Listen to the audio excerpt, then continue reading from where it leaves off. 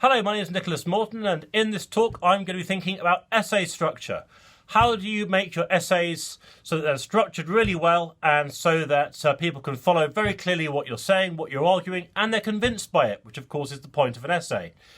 My take on this is that a really well-structured essay, you know it's well-structured if someone can just pick it up, start at page 1, and by the end they know exactly what you want to argue, why you've argued that particular view, and even better, they might even be convinced by it. If you can do that, you know you've structured it right. So how do you do that?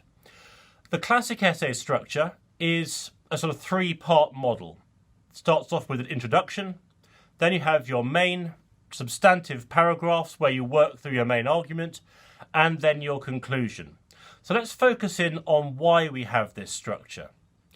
The point of having an introduction is it's supposed to get your reader comfortable. Let's say that you're explaining your argument on a history question. Let's say it's, why did the Roman Empire fall? Let's say you're explaining that to your friend, your mum, your dad, your uncle, your auntie, whoever it may be, and you want to explain your take on this. And let's say that the person you're speaking to, they're bright, but they don't know much about the subject. The purpose of the introduction is to get the reader comfortable with your subject area and what you're going to do with the essay question. So it might start off with a few lines of background, just to lay out the basics so your reader knows where you're going and what the topic is that you're talking about. You might define any key terms in the title. So, for example, you might think about what the fall of the Roman Empire looks like, what has to happen for a civilization to fall. Crucially, you've also got to signpost the direction that your argument's going in. Saying this essay is going to discuss this issue by touching on the following themes, which ultimately will give your reason why the empire fell. Now I'm going to go into how to do introductions in more detail in a later video, but that's the basic principle with that. The main body of the essay and the vast majority of the word count, they will be taken up with your main paragraphs. And the main paragraphs will go through the major argumentative blocks that prove what you want to say. So let's say you're doing the fall of the Roman Empire and you want to communicate the idea that as far as you're concerned, the Roman Empire fell through a mixture of factors. In some respects, it was to do with the inability of the Roman garrisons on the frontier to protect themselves. In some respects, you think it's to do with population decline because of the bubonic plague.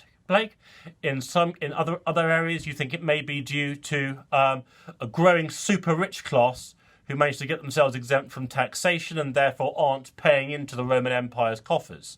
But actually, the real sort of nub of it, as far as you're concerned, is a failing economy.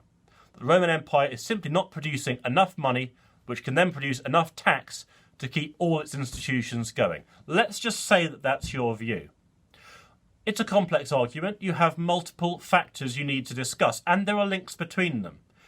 Because not only do you think that many of these factors are linked to the failing economy, but also the failing economy means that the Roman Empire is unable to pay for its troops, and that creates problems. You've got to think of a structure that serves that purpose. And the structure serves you. You think of a structure that fits you. There's no preset template you've got to work with.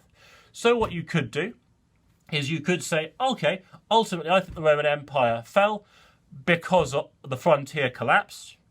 But, so we might start with that as factor 1, paragraph 1. But to explain why the frontier collapsed, then we might have to explain, well, actually, the part of the reason for that is because the empire couldn't afford its soldiers in the same way that it had previously.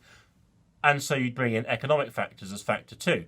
But to explain the failures in the Roman economy, then you go down to the rising super rich, the impact of the bubonic plague, to explain why the tax base is actually shrinking.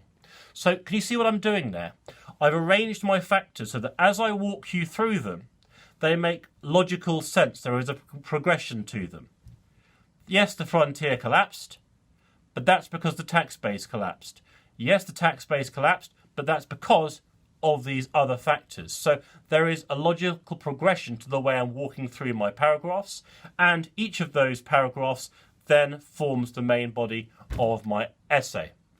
All this can then be tied together in the conclusion, where essentially I recapitulate what I've said above and remind my reader once again of how these factors cumulatively work together to create my model, hopefully persuasive, about why the Roman Empire fell. So broadly speaking, that's how an essay is structured. Ease your reader in with a clear conclusion, work through your substantive paragraphs, showing how they link together to form an overall argument, and then you tie it together in the conclusion. Hope this has been useful.